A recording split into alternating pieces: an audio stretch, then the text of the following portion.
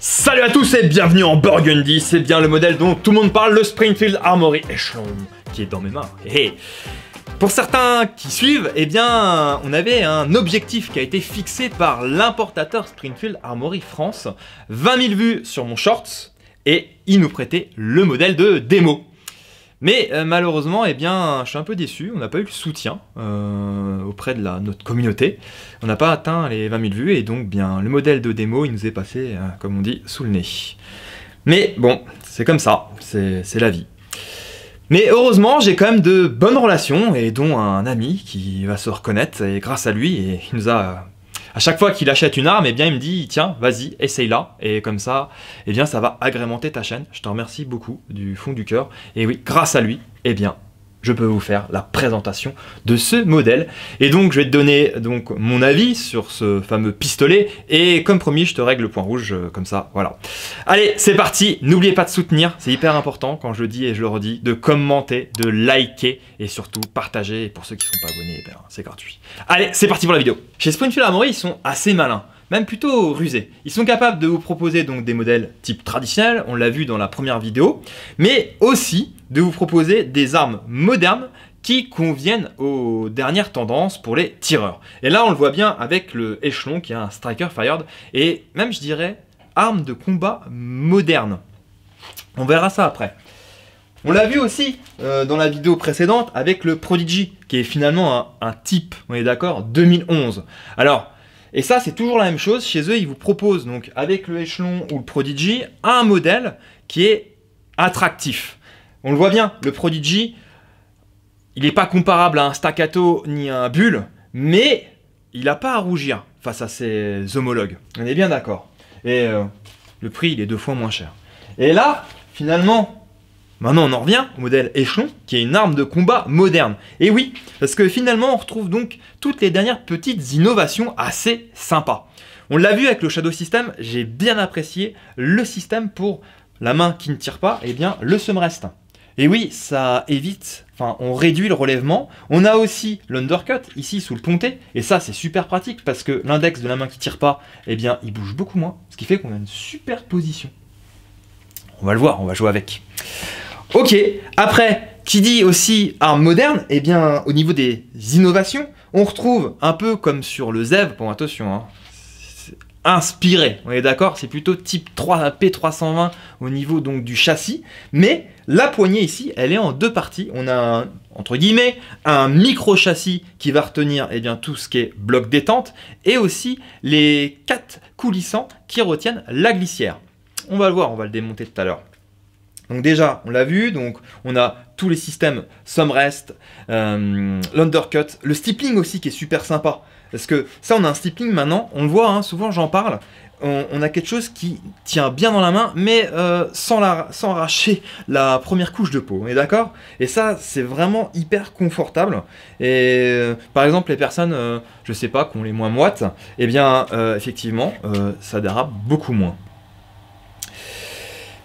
Pour le côté en 2 parties de la poignée, certains, ils me l'avaient dit sur le Shadow, enfin non, sur le ZEV, pardon, eh bien, on m'a dit, oui, mais la poignée, normalement, c'est là où il y a le numéro de série, et oui, sauf que là, eux, comme sur le ZEV, eh bien, ils l'ont gravé sur le châssis, donc la partie mécanique, mais ici, on a une fenêtre de chaque côté, et on peut lire le numéro de série, ce qui fait qu'effectivement, on peut changer la poignée, il n'y a pas de démarche administrative, parce que eh bien, le numéro de série, il est sur le châssis. Ok, qu'est-ce qu'on a d'autre?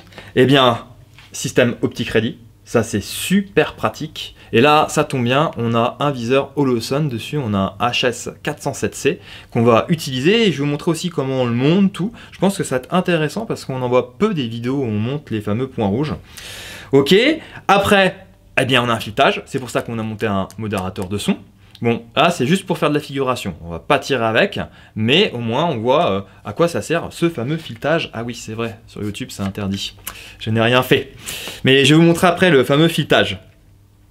Ce qui est sympa aussi au niveau des organes de visée, bon, là on est sur un guidon qui est dérivable ainsi qu'une hausse, donc type combat, mais on a 3 points, on a donc un système 3 points qui est électroluminescent, qui veut dire, eh bien, dans la nuit, on les voit. Bon, Bon, système Striker Fired, hein, tout le monde connaît maintenant cette fameuse sécurité, cette fameuse pédale de sécurité qui est incorporée sur la queue détente. Donc tant qu'on n'appuie pas sur la pédale de sécurité, eh bien le coup ne part pas. Ok, j'ai vraiment envie de faire un essai à 15 mètres.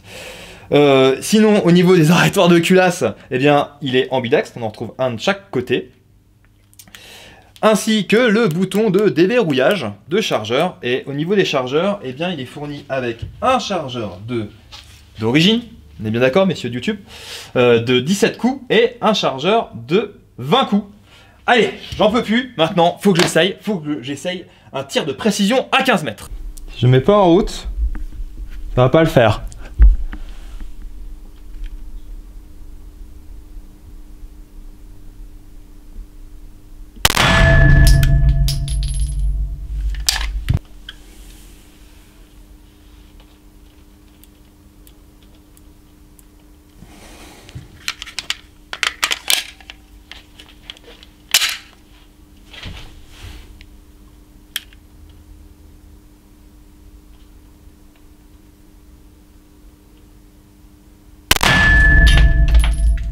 Un réglage en deux tirs. Et cette précision à 15 mètres avec le viseur point rouge.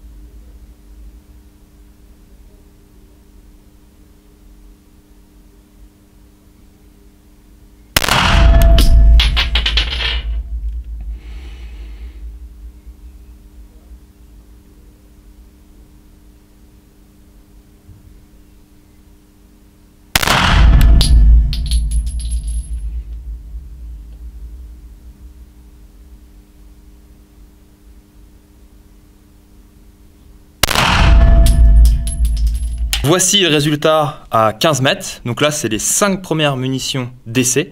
Je compte pas, bien sûr, les 2 premières afin de réaliser le réglage du viseur point rouge où on a fait le réglage à 10 mètres. On est parti pour un tir de précision à 25 mètres et cette fois, on va utiliser les organes de visée ouvertes. Super sympa les 2 ergots à l'arrière là pour armer la glissière.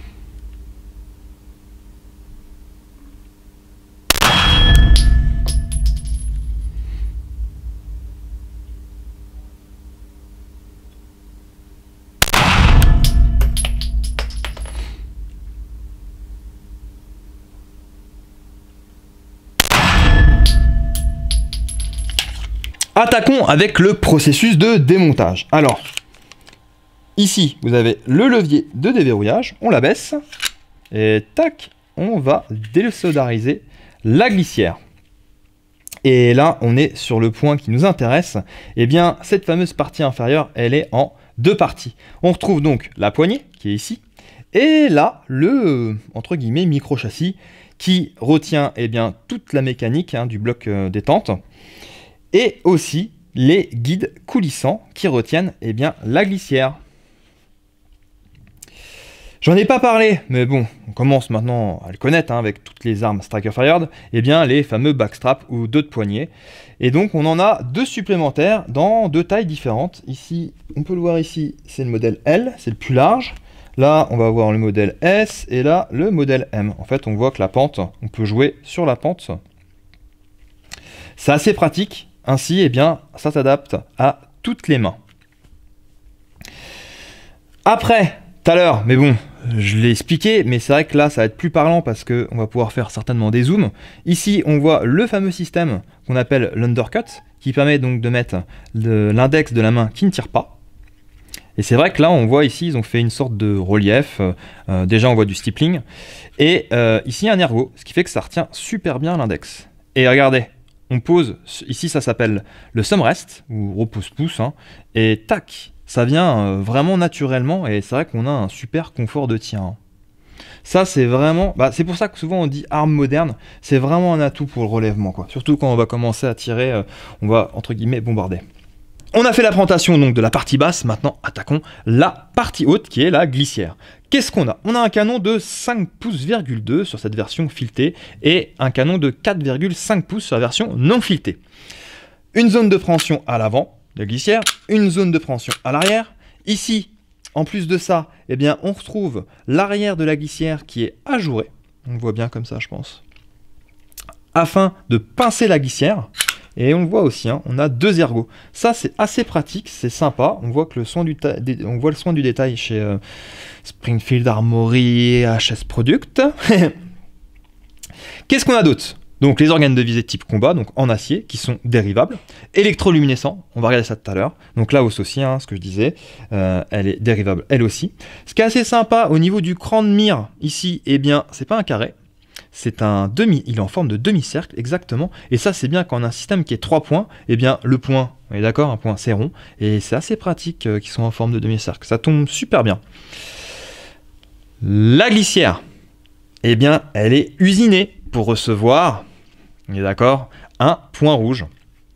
Donc, elle est optique ready. Et le clou du spectacle même, eh bien, il est co-witness. Qu'est-ce que ça veut dire co-witness? Eh bien, même si on a monté le point rouge qui est ici, on peut toujours utiliser les organes de visée ouverts.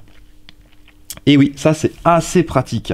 Vous savez quoi? Eh bien, on va essayer de couper les lumières du stand de tir et on va essayer de vous montrer le fameux système électroluminescent et aussi le fait que c'est co-witness. Comme ça, je pense que vous allez mieux comprendre le sujet. Et bien là, on a mis une petite ambiance tamisée dans le stand de tir afin de vous montrer le système 3 points électroluminescent. Donc là, on les voit bien, les 3 points. Et aussi le fait qu'il est co-witness. Et oui, là, donc, on peut utiliser les organes de visée et aussi le point rouge.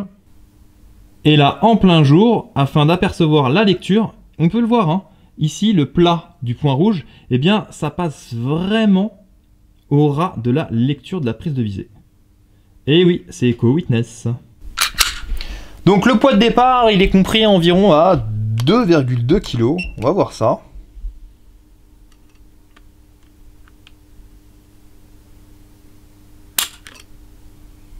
Là, on a 2,97 kg.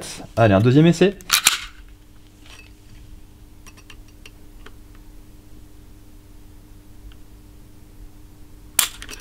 À 2,210 kg. Donc voilà, on est au 2,200 kg. Sur cette prise de vue, on remarque la plaque de protection de la zone qui est fraisée afin de recevoir un point rouge en supplément. Donc, on va retirer les 2 vis qui retiennent cette plaquette de protection.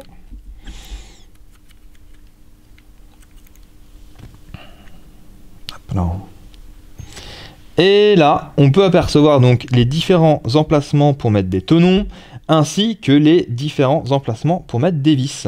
Et oui, ce modèle-là, il accepte jusqu'à 30 points rouges, donc les 30 points rouges les plus vendus sur le marché. Et nous, on a décidé de monter un Holosun. Et donc, pour le Holosun, il faut les 2 tenons. Donc là, on va les placer ensemble. Alors, c'est un jeu d'enfant, hein. Il n'y a rien de bien compliqué, hein. Tac. On fait attention, en fait, ils ont été assez malins, on voit qu'il y a différentes longueurs. Là, je les ai sortis, les sachets, afin que vous voyez toutes les vis et les tenons.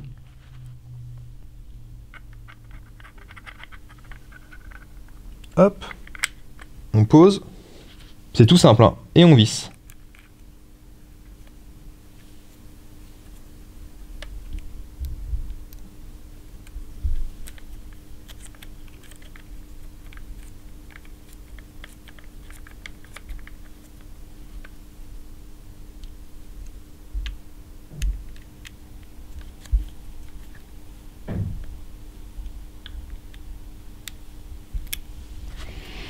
Et c'est parti. Je vais vous montrer sur une cible à 15 mètres ce que ça donne, donc un point de MOA.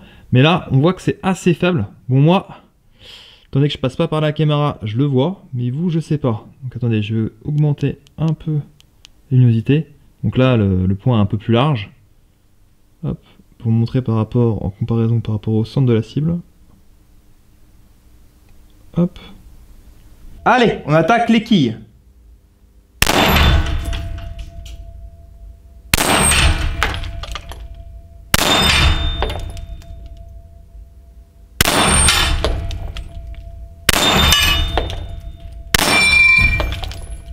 Ok, alors là je suis monté tout doucement pour avoir un meilleur feeling avec le bloc détente. Et à la fin, effectivement, on commence à domestiquer le bloc détente et effectivement, on commence à prendre de la vitesse.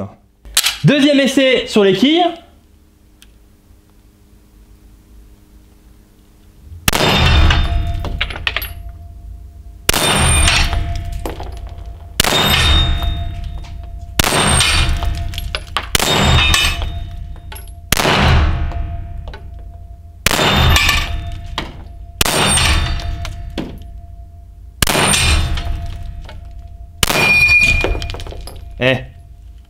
Ce que je disais, hein, on domestique de mieux en mieux le bloc détente. Super sympa. Bon, je garde le réglage que j'ai effectué à 10 mètres et on va voir ce que ça donne sur les gongs.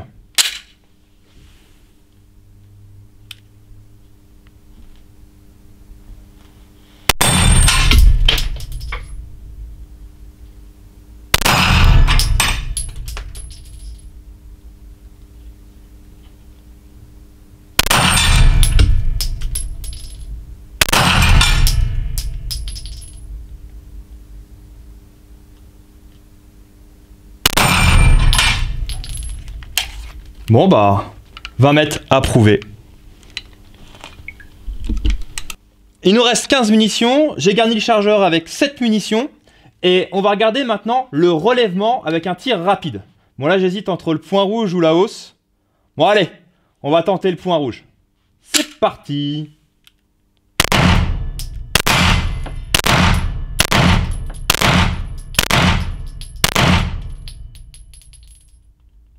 Ok. Bon, ça tire un peu bas, effectivement, hein. J'essaye de contrer le recul, mais on peut voir un petit groupement assez sympa. Allez, on va voir ça. C'est pas mal du tout, enfin en tout cas, moi, je suis fier du résultat. C'est la fin de nos munitions. On va attaquer le final avec l'arme de duel. Allez, c'est parti.